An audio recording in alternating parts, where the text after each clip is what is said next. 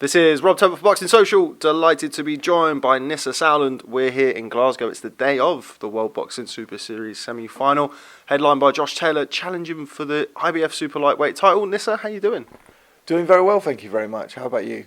I'm very well, thank you, very well. I do appreciate it. I've quite literally dragged you out of bed to do this interview, so if Nissa's looking a little bit sleepy, it's not his fault, it's mine. Let's start with the World Boxing Super Series. Great show tonight at the Hydro. I'm looking very forward to it. As a promoter, I mean, I do 25, 30 shows a year. I think this is probably, it's hard to get up for a fight, if you know what I mean. And I think tonight I'm very, very excited for the Taylor fight and the Baranchyk fight. I'm excited to see Zach Parker, who I believe is one of the best super middleweights in this country, if not the world. And then, full undercard. I think we've smashed records at the SSE Arena tonight, so it's going to be a great night. Now, before we talk about the cards, Calla isn't here this week. Just so, because I've actually had people tweeting me, DMing me, WhatsApping me, asking where Calla is. Not that people aren't delighted to see you, of course, but what update can you give us? Where is Calla? Calla's, he's tucked up in bed with a bit of a virus, but he's making a recovery, and I'm sure he'll be up with you very soon, and probably in London next week, so I'm sure we can catch up with him then. Well, everyone at Boxing Social, I'm sure all of our fans would like to wish Calla a speedy recovery. But anyway, let's start from the top and work our way down. Josh Taylor versus Bantamweight has kind of got I know Josh fairly well. He's been very, very relaxed throughout camp, but this week it's kind of built up a little bit. We saw little bits of it at the press conference, and we obviously saw yesterday at the weigh-in. That's become quite a fiery fight. I think the whole thing with Baranchyk, is he fighting, isn't he fighting, the whole game that was played has definitely wound Josh up. I think it'll be interesting to see if that's for the benefit of him, or it's not going to go for him, the extra pressure. I think that my prediction on the night is it's just a hard one. I don't think Josh has been in there with someone as strong as Baranchyk. I think Postol was probably his toughest fight. He dealt with that very well. But I think Baranchyk is a different style, a pressure fighter. And then on the flip side, you don't know how Barancyk's going to deal with. I mean, if you saw the Hrgovic fight, I felt like he was running out of steam around the sixth, seventh round when it got stopped for Hrgovic's eye. Hrgovic was getting back into the fight with body shots, and that could also give Josh that sort of extra knowledge. Seeing that fight against a southpaw, not a rangy southpaw like Josh is. I think Hrgovic will definitely admit it himself. He had the wrong game plan for that fight. He went, old macho on him, and stood and traded. I don't think that's what you do with a guy like Baranchyk. You keep it long, and then get in the pocket when you need to, but then get your distance and your range again, and keep working with the jab. And yeah, look, I can't call the fight, but I've never seen Josh like this. He's really amped up in front of his home fans. It's going to be a record attendance at the SSC for a boxing fight, I believe. So it's Josh is growing in popularity, and this is the big night. Get that world title, and make history. I think this will be the 9th Scottish world champion, something like that. So I'm sure people will correct me if I'm wrong. It's funny that you mentioned Anthony Hrgovic. I actually read a post, I think it was by Anthony or attributed to him on Reddit, where because he sparred Josh Taylor a number of times, also fought as an amateur, and obviously he boxed Baranchyk. He likened Barancyk's power to being hit by a cannonball, and he likened Josh Taylor's power to being stabbed by a spear, which I thought was wonderfully emotive use of text. Just your thoughts on that? Well, I mean, it's you've got a fighter who can. The whole cannonball thing, I guess he puts more of his body behind the shots. Taylor is just like a sharpshooter. It's bam, bam. The quick sort of machine gun sort of styled shots. I think Baranchyk puts a lot of his weight, a lot of his body behind his shots, which kind of tells a lot during his fights, because he does tire when he doesn't knock a fighter out. He does kind of tire around the mid rounds. listen, he's got Freddie Roach in his corner, so anything that maybe he's been doing before. I mean, saying that, I saw a lot of improvement under Pedro Diaz as well. So it's, I think, I can't, like I said, I can't call the fight, but I appreciate Yigit's comments. They make a lot of sense. And actually, Anthony's one of the brightest kids out there, especially with boxing. And I actually witnessed those sparring sessions, and they were pretty. I mean, people would have paid for those sparring sessions with Josh Taylor. Final word on the super lightweights. Regis Prograis, as I understand, is on his way over currently. He stopped Kirill Relic in the semi-final to advance to the final. Just how good of a fight will it be with Regis Prograis, regardless of who it is, whether it's Taylor or Baranchyk in the final? Well, I think no one can argue with saying that these are the best super lightweights out there. There's a couple other names that might pop in who didn't want to go into the tournament. No one can argue with that. And whoever wins tonight, the final will be the best versus the best. Hate to keep banging the drum about the best versus the best, but that's what the tournament is about. And they'll have deserved their place in the final. And what you'll see is an exhibition of boxing, at its best, at its highest level. Moving on to the bantamweights, there has been a Japanese invasion in Glasgow, I think it's fair to say. A number of fans, a lot of Japanese journalists have come over to watch Inoue against Hrgovic. That has all the makings of a terrific fight.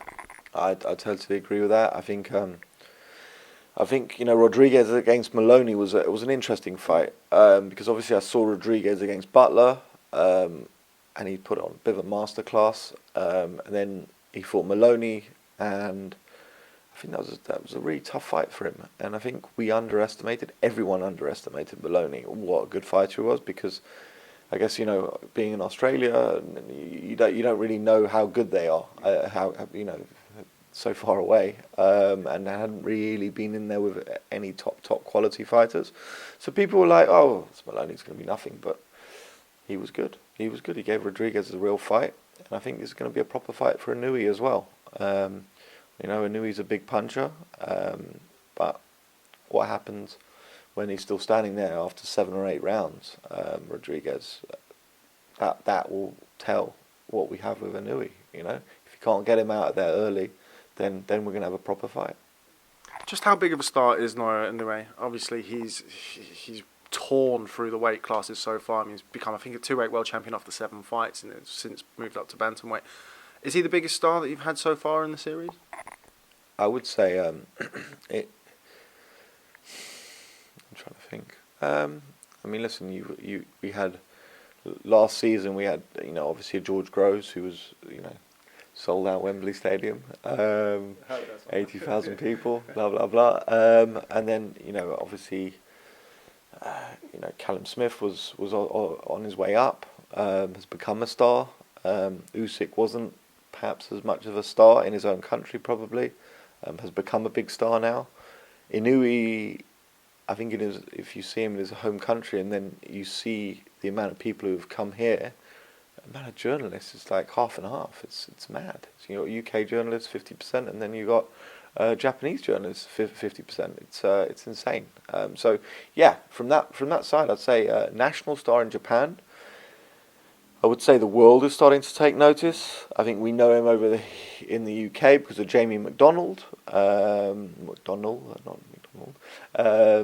then in Japan that he's a big star. I think you're going to get a lot of people watching, boxing fans especially, all around the world tonight, because I think especially in boxing circles internationally outside of Japan, he's very popular, and I think that will only transcend into the popular mainstream of boxing fans. Also on the line in that fight is the Ring Magazine title. Now, I understand the Ring Magazine belt was featured in season 1 with George Groves and obviously Usyk. Callum Smith against George Groves and then Usyk. How important is that for the series to have the Ring Magazine belt? I mean, it's the holy grail, as it were, for many fighters. How important is that to have that on the line? I mean, I think in the first year we had both of them on the line in the final. Yeah. And hopefully this year I don't know, you can tell me maybe more about the super lightweights, but I guess for the final, hopefully it will be on the line. I think it's one of the belts that isn't I got to watch my words here, but you know, it's one of the belts that isn't given away that easily. Obviously, a world title isn't given away easily. You got to fight for it, and you know, but I think this is the elite status for a fighter to win the ring belt, and then of course get to the final, and then we'll win the Ali Trophy. That's you know, a huge thing as well. And all those combined, you know, you make the complete package of a boxing superstar. WBA regular belt, which is held by Inoue, that was originally slated to be on the line tonight. It's now not. What can you tell me about that? I'm not actually 100% sure on that. I believe there was an issue with the IBF belt and having it as a unification, because is there another WBA champ at the moment? So I think that was the issue. So it is and isn't on the line. I'm not really exactly sure of the status, but if you speak to our boxing team at Camosa, who run the World Boxing Super Series, I'm sure they'll be happy to clarify the ins and outs. I'm not the greatest and the most up to date with all the belts.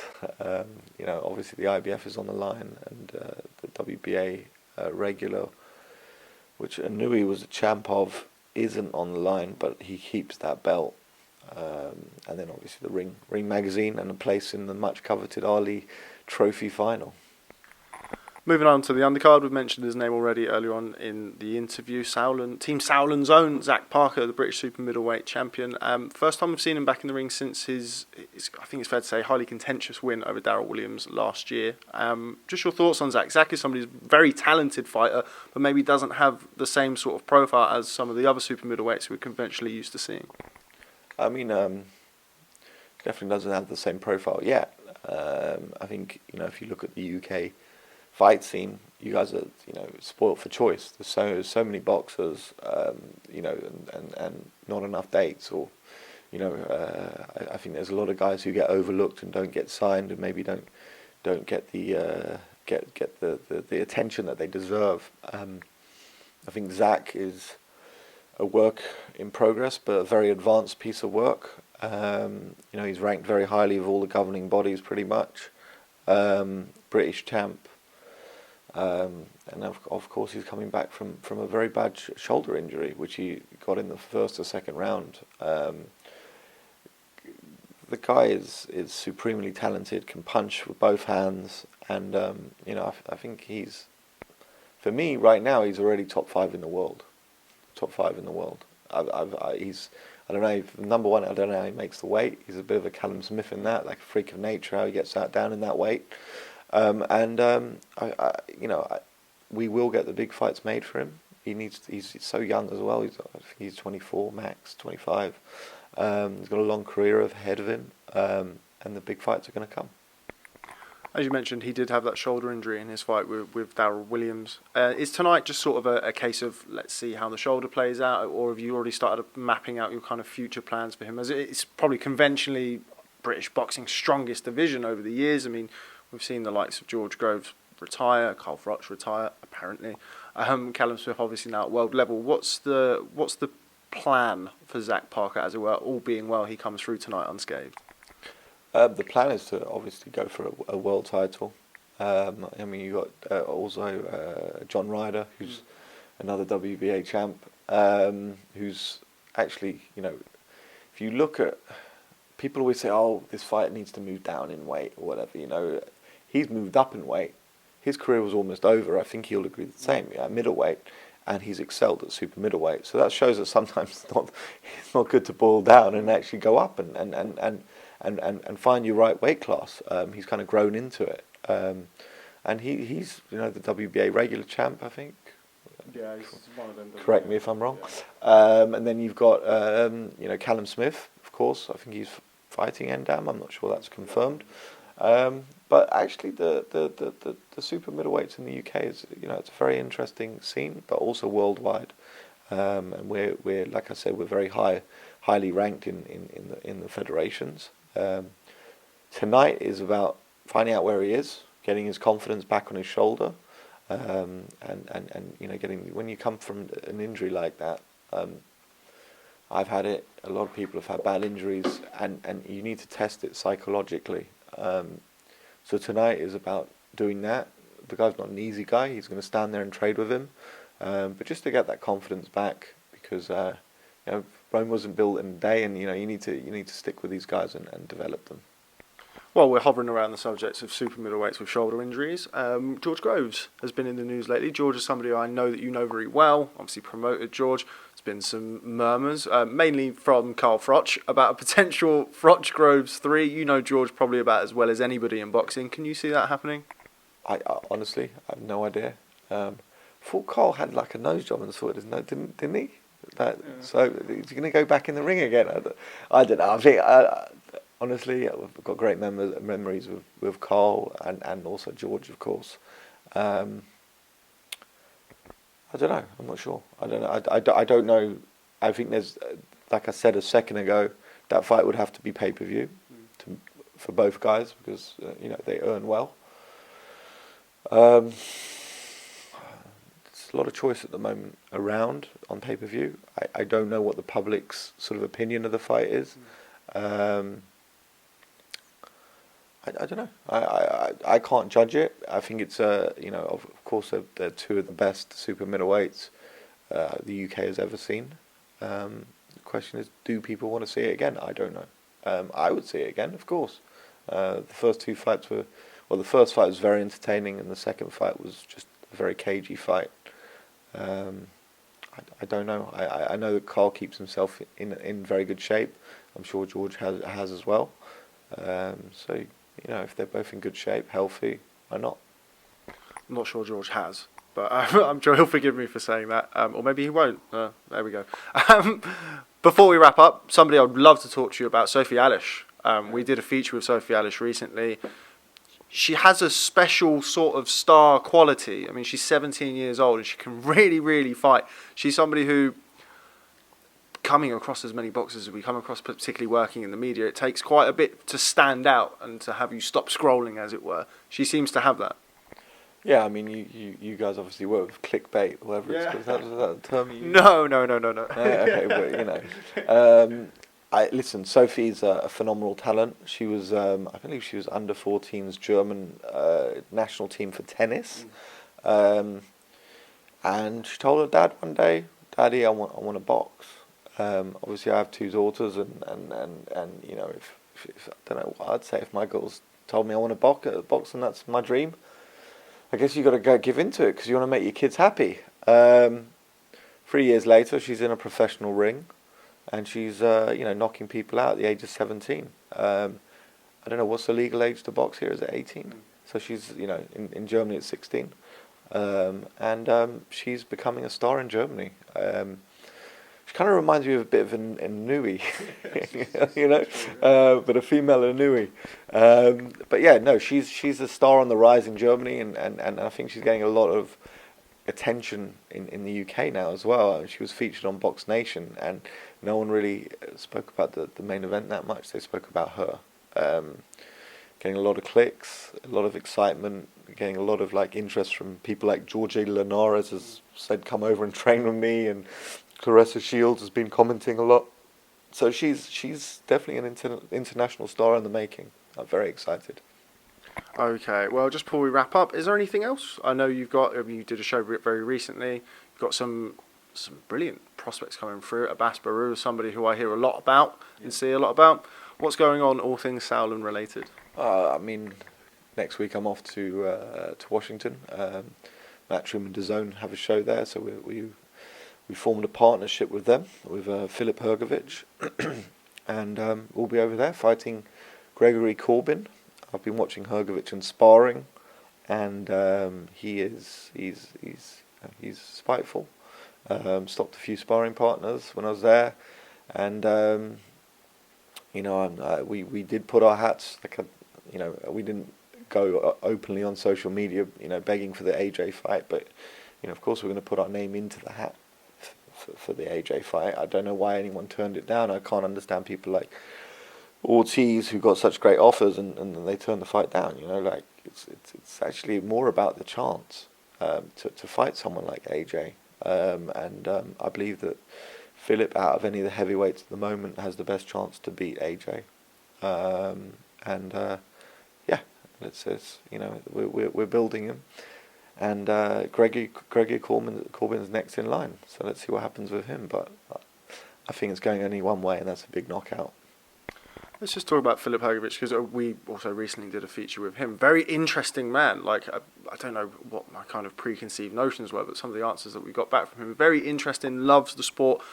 How difficult is it for you to kind of not hold him back, because he's been matched very well? I mean, he's fought Mansour, and he's had some good tests in, I think he's only had, 7 or 8 fights so far? 7 fights so far. How difficult is it for you to kind of match him properly when he's such a precocious talent and obviously has the ability to potentially box beyond the level that he's already at? I think it's it's been impossible to get heavyweights opponents at the moment. The heavyweight scene's booming. I would say that right now is the best time to be a heavyweight boxer. For many years, it's not been so good. I think with Hrgovic, he's had 7 fights. I think it's not like a Bible, but he's number 14 or 15 on BoxRec, which is pretty good. But the matching has been hard. We've had a lot of late pullouts because I guess some people probably accept the fight and then just watch him and they're like, "F that! I'm not doing that." He's a beast. He's a beast. We nickname him the El Animal because his trainer is Hispanic, so he's the animal, and he really is. Okay, well, Nisse Sauerland, thanks very much for speaking to Boxing Social. I'm sorry I dragged you out of bed. Here he goes. Looking forward to a wonderful show tonight just across the road at the SSC Hydro. Cheers, mate. Look forward to it.